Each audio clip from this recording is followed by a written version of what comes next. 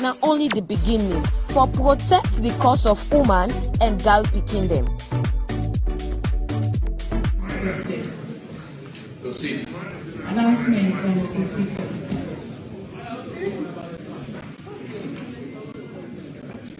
Committee chairman,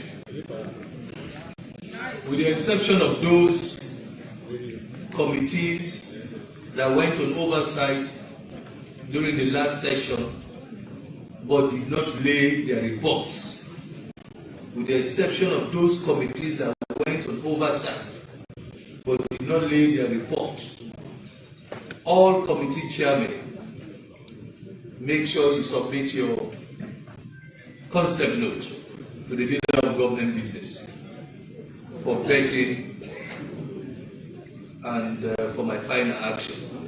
Committee chairman, and of course, committee chairman and their clerks. With the exception, honorable members, I gave deadlines, 2 separate deadlines relating to committees that went on oversight. Of course, I indicated clearly to those committees to submit their reports, to lay the reports in this way. Those committees did not lay their reports. So those committees are automatically out. They cannot go on oversight. But all of those committees that did not go on oversight and those that went on oversight and laid their reports, please submit your concept note for committee activities. Submit the concept notes to the leader of government business for his vetting and my final action. Proceed. B. The Constitution of Sierra Leone Amendments Act 2025. Committee stage on third reading. The Attorney General and Minister of Justice.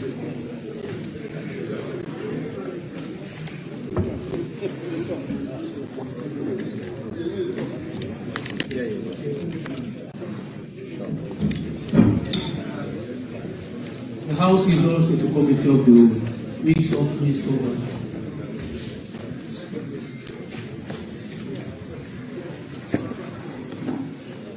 Continue proceedings.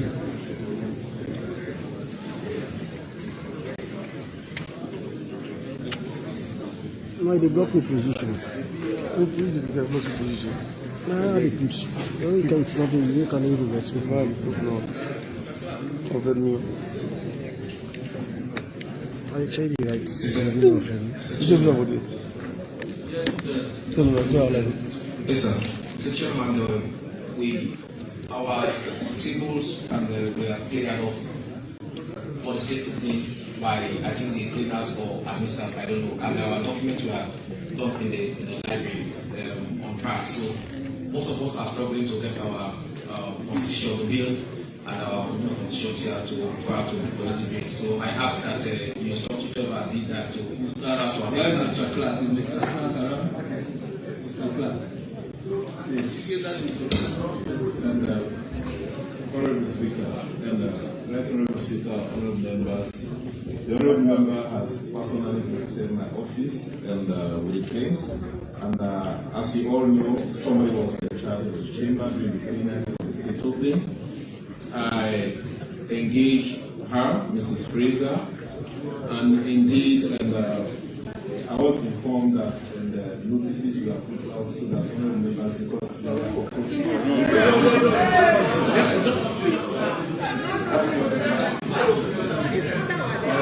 So what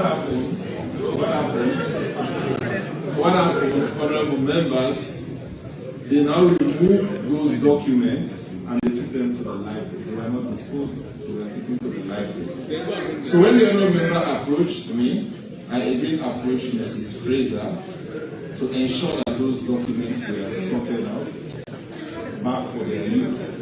Alright, because they needed to fumigate this chamber for the very good use for the very honorable members and for the general public that was visiting this chamber.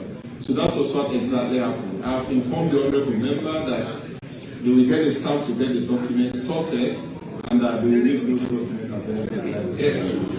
Mr. Chairman, let me just make it clear. I approached the clerk.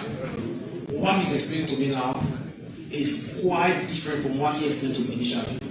The documents were taken not by librarians because they are in charge of documentation here. They were taken by cleaners. Most of them don't know the importance of these documents we use. And some documents were under these drawers where we get access to. So they were not taken to library. They were shown. If you go to library now, you see the way they are disposed. I went there personally on Friday and even this morning to search my own document. It took me almost an hour. So have you seen your document now? I have seen mine, but I'm speaking on behalf of most of the NPCs here. So, Mr. Chairman, this is very serious. Whenever such exercise, they want to conduct exercise, they need to inform us. Like he's saying, they never inform us. Like, for example, this is a kind of document. I place it on my table like this. It can cause any harm to this gadget. I can understand if those are on the floor. So for this, Mr. Chairman, most of us cannot effectively participate this now because our documents back then so we have to sort that out. We'll deal with that later. Yes, proceed. Proceed.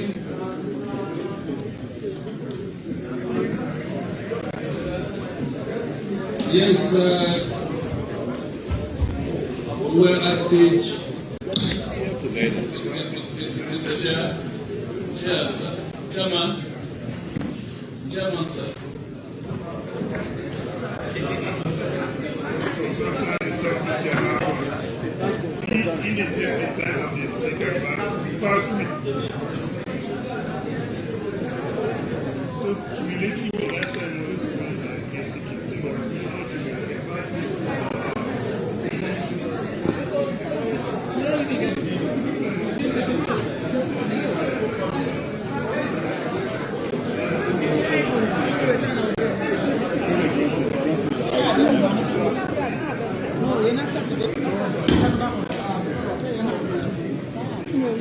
Yes, honorable members, we are at the.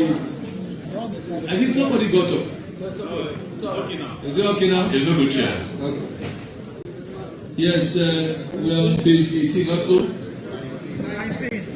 19? No, 18. We are on page 18.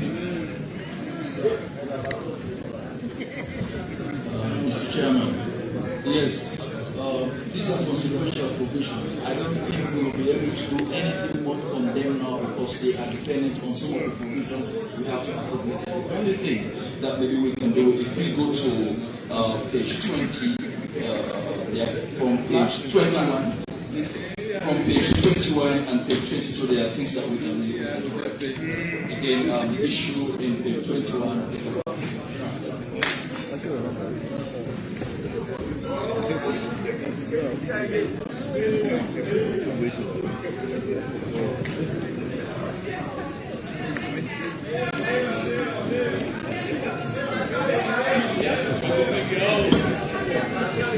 Yes, leader of the opposition, we are on page 18. Page 18. Yes, Honorable Mari.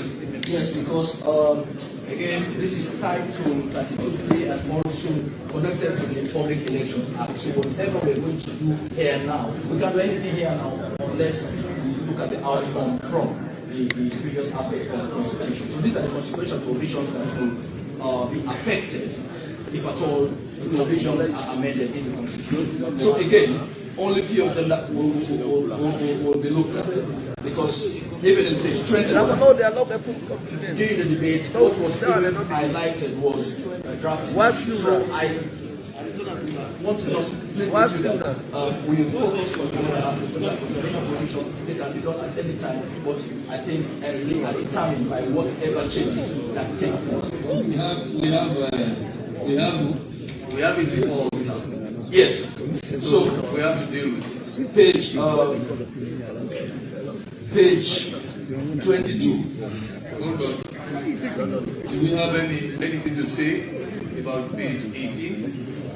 We don't have anything to say about page 18. Page 18, yes, Honorable Daniel.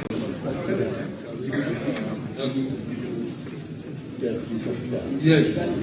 Okay.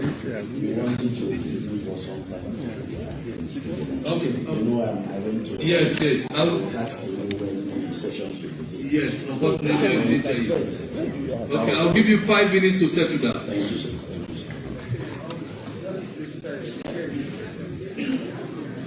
In the process, Mr. Chairman, you can think of some of the things that I'm going to say now. Yes, please. Yes, on page 21, you can see the third paragraph. I raised that point during the debate. It was talking about issue to the successful candidate a certificate of election in Form D set out in the 5th schedule. Now, we have to be specific here. When you look at the Constitution, has no 5th schedule. Then the 5th schedule in the Public Elections Act have no Form D. So we have to really place that particular aspect. It's a drafting issue, but then again, it's very important if we're talking about forms that are going to be issued out, it's very important that we take that into consideration.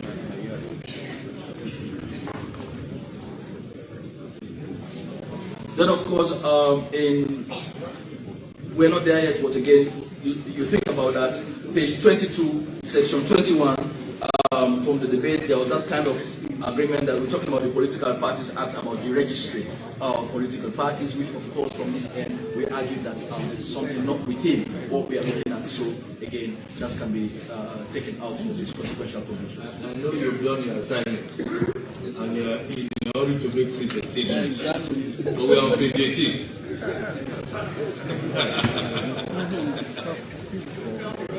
You have been reading throughout this weekend.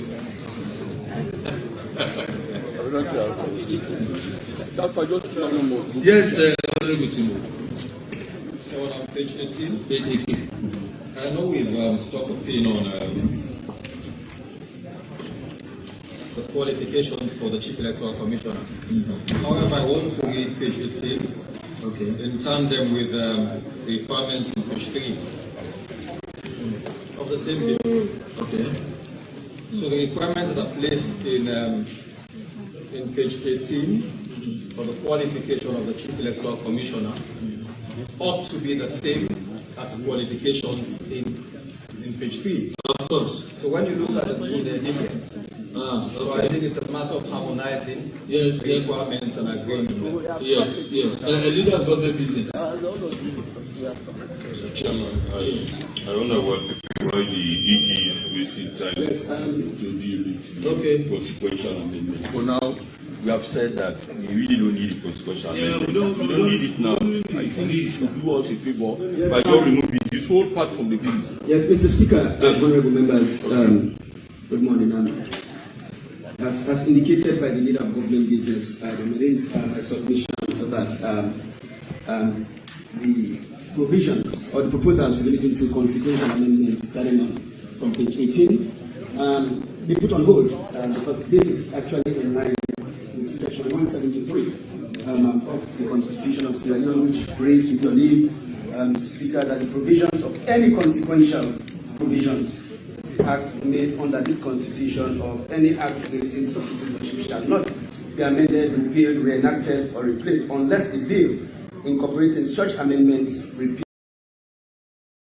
supported at the final vote thereupon by the vote of not less than 2/3 of members of Parliament. So it's a submission that the focus remains on the bill itself right now, and once we get a vote on that bill, and then this House can do the consequential provisions. So that is what section 172 says. In addition, yes, it is my submission that the consequential provisions.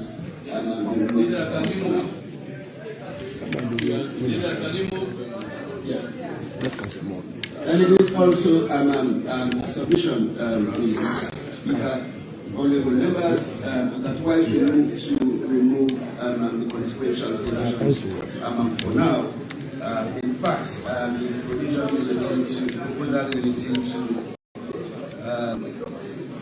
clause 21, that one will be deleted completely because it will not be part of the submission. From 18 to 21. So from 18 to 20. From clause 19. From clause 19 to 21.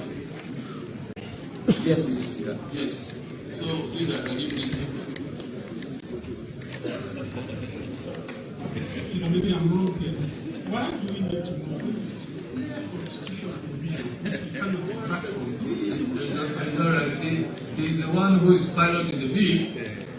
So if you say that he does not want that again, we cannot That's correct, but stand against. his authority is not above that of the Constitution. The Constitution is very, very clear. It's all right. Honorable, it's all right. Let's do that. Please move.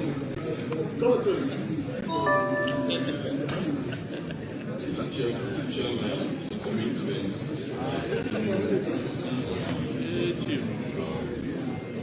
For the DPRC Act, and also when I asked for the Saturday, section 25, section 27, based on section 9219, the minister made commitment.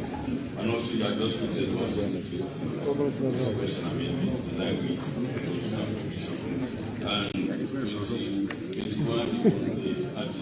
It's an extension. commission. Is it correct?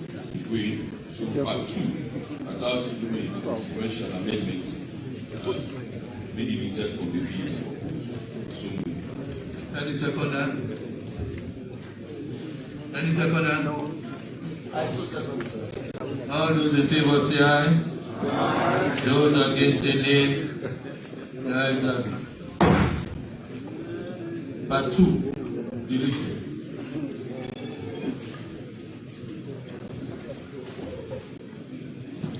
Honorable members, we go back to those areas where we stop pigs and deal with those clauses one after the other. Beginning with clause 1. Clause 1.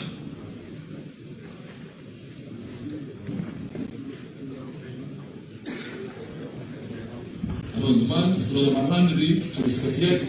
To be specific, I think it's 1B. 1B, yes, 1B. Yes. Yes, so what do you see? What do you say, Honorable Mary? Again, Mr. Chairman, it's the issue of such committee that you had there. But it's clear, 171.14 is clear about not being bound or whosoever.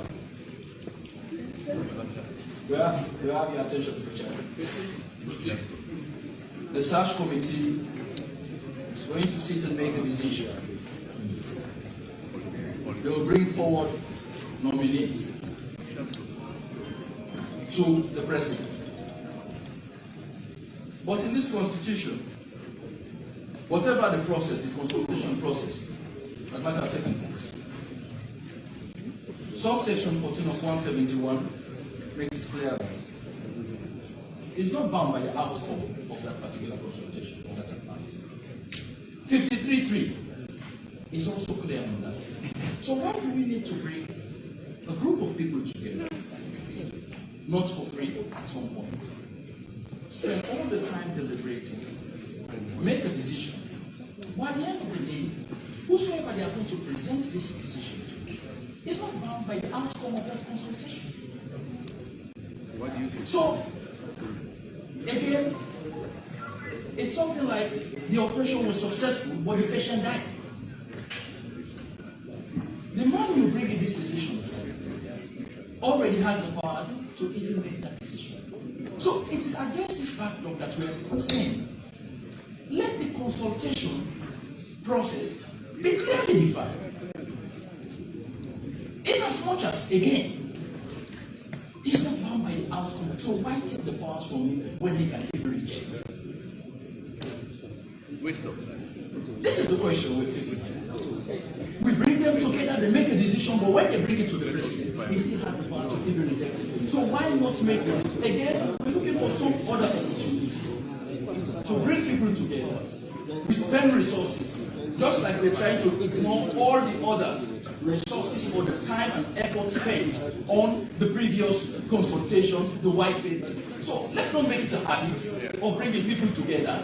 they make a decision, then at the end of the day, we walk away from whatever recommendation they brought to. So what we have now is, we have even all the political parties who are not even part of the search committee. So what we are trying to do, to even politicize this other groups that will be speaking truth to power. The sooner they have the opportunity to determine who conducts the election, they automatically politicize. That's why we're going to start World War III. Who becomes a member of that particular committee? Because at the end of the day, they are going to determine. So again, we can prevent all of this, Mr. Chairman. He has the power. Let's make a decision in consultation with all the parties in the matter. I rest my case, Mr. Chairman. Yes, Honorable Enrique. Mr. Chairman, a successful operation, the patient dies. Two things be satisfied. The patient is satisfied that he was not abandoned when he was sick. Secondly, the family feel we've done their best. What we seek to address is a democratic credentials that befits our nation. We know the outcome rests on the president, but at least it will befit a situation in which the citizens will know there was a process that is credible. Is that too much to ask for? Politicizing the CSO, it should not be your worry. Besides, we have people who serve in the executive that were CSOs. Were they not politicians before they came in? Because somebody is telling us he has owned membership 15 years before he became PRO. Let's go to the core of the matter, Mr. Speaker. What we cease to do as a nation is correcting the very mistakes we've had, the very complaints we've had, election in, election out. Restoring the confidence of the people that their votes will count and their votes matters. Restoring democracy to the point where the people have confidence that when I get up in the morning 5 o'clock and I go to that queue, I am voting in the person that becomes the president. And the person who becomes the president has a confidence that I am leading the people that gave me their mandate. It's a social contract theory in which we give them our authority, they give us the social services. Therefore, we are not asking for too much. We are not saying the search committee nominates the president automatically. No. They are only part of the process to ensure we have a credible person in the office. Is that too much to ask for? But the trouble is, we already had a situation of consultation. Are we admitting that we very well knew it was done wrongly? And we were finding a definition for it all this while. We have a president that is so considerate, but yet still he could not do consultation for 8 full years in a manner accepted by the people of Sierra Leone. Are we leaving that again to the same situation of having him to define what consultation means for us? If we were supposed to beg, we beg for this. For the credibility of our process, for the credibility of our nation, for the acceptance of our results. Let us just allow the situation we are in. But I find it difficult to ask, what are we arguing over? As a chairman of the committee, the select committee, after doing everything, I report to the speaker, who is the arbiter and who is the head of this house. So my outcome at the committee stage, where I chair, where I should be termed as the speaker, is not finality until the speaker says so. So why is the speaker worried?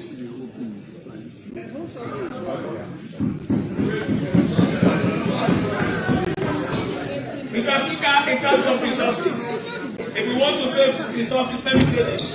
Even the people out there do not see us as wanting people to be paid.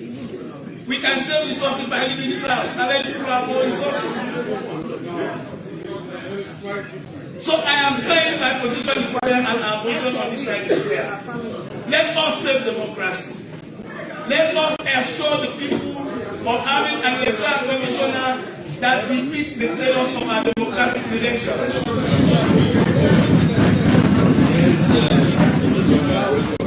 Yes.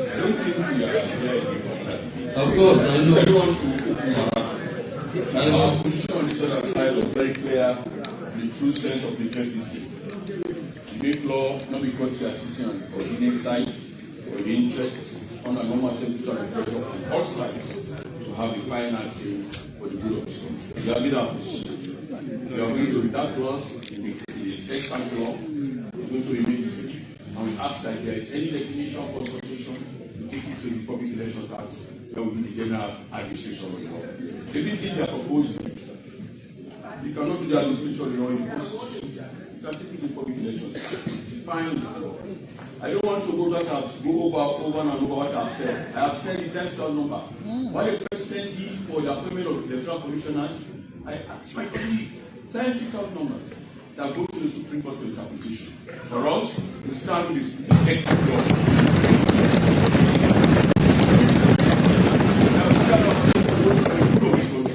We are starting with the extra commission. I respect this. No more submission on this side concerning my no more submission.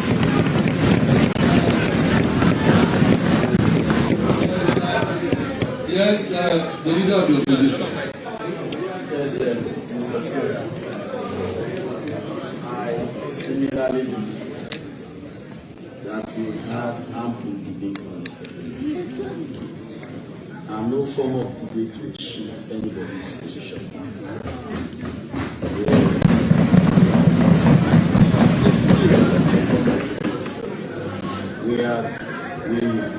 We profile in reasons for which we are against that very clause in the Constitution. And with all of the debates, if we still stand our ground, then I believe even if we open another debate, we'll be here for the rest of the day. So I want to crave from you, George Johnson. You are the head of this house. I want to crave on you, George Johnson. I will proceed with the process because it's clear. One of the reasons one of our members stated that even when you define consultation and we have a sitting president who does not go by it, who will reprimand the president for not knowing the Constitution, it will be a job in futility. So we still stand our ground that we're against. We want that very clause in the amendment and that position is our position. So, the leader of government business, can you state your position and move a motion?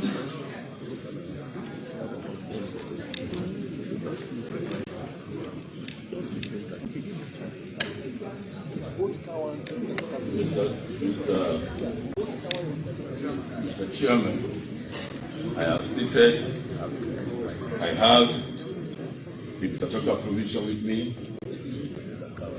Our provision, though we are in the opposition, presented the SAT committee as it is, rejected by the then government in 2017. Both the Peter Tucker and the Justice Kawan, in blessed memory, both of them, that said, let us sustain the extant provision that has Rule 32(2) of the Constitution. Whatever definition we have to do, we will address that one in the Public Elections Act. I so move that we stay with the extant law. Your position is that we stay the extant law. Yes. Any seconder? Second, Mr. Speaker. All those in favor say aye. Those against say nay. The ayes have it.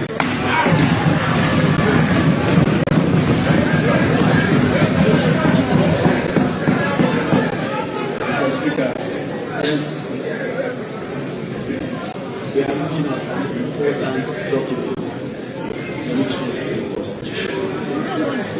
Order. Firstly, I want to rise on the SU 46(1). Order. All of you in the gallery. All of you in the gallery. don't take part. You are citizens of the Republic of Sierra Leone. So you are right to be here. But you are not right to take part in what is happening here. Otherwise, I will withdraw your right and send you out. So please keep quiet and listen to what is happening here. At the end of everything, you can go to your members in their offices, you can go to their homes and tell them, SO2, oh, I like the way you talk today, but not here. Please, proceed, Honorable. Mr. Speaker. Sorry, Leader, please. Yes, Honorable. Yeah, Mr. Speaker, last time is tolerable. So I move I also have to suspend the business of the House. Yes, any seconder? Any seconder? I saw second. All those in favor say aye. Those against say nay. The ayes have it. Yes, Leader of the Opposition. Yes, sir. I rise on SO 46-1 to challenge your ruling, sir, and let it be on the records the number of people who voted in favor. And Mr. Speaker, this is about altering the Constitution, and I'll come to that. But firstly, I stand on SO 46-1 to challenge your will. Thank you very much, Honorable Leader of the Opposition. So I'm going to put the question again, and I'll rule. Yes, Leader. I'm putting the question again. Hold on. Yeah, Mr. Speaker, before you put the question, my challenge is as a result of the fact that I am not convinced with the collection of voices. Yes, that's why I'm putting the question again the second time. All those in favor say aye.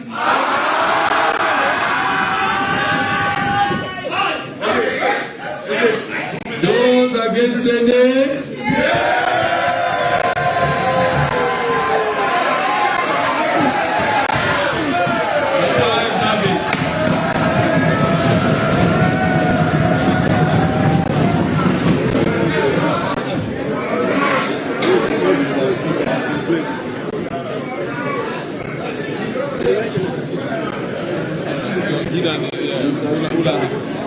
Yes, proceed. Honorable members, of course, you do not need to have a very loud voice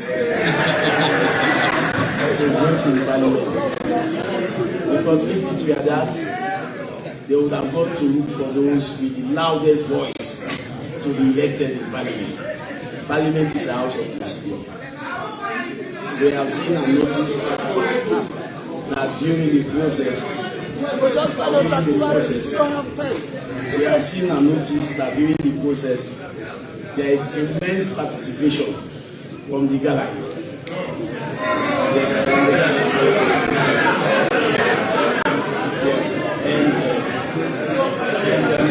And Mr. Speaker, that is why I want us to have a head count so that we can have a specific number of members of Parliament who voted for and those who voted against. That is why I am standing again on SO 46-1 to challenge voice of leadership. Honorable members, a division has been played by the Leader of the Opposition. In the circumstances, I call both leaders to call their members who are outside to come in. I'm giving you 10 minutes to make sure all your members are here. 10 minutes, Sergeant at Arms. Sergeant at Arms. Clear the chambers. All strangers,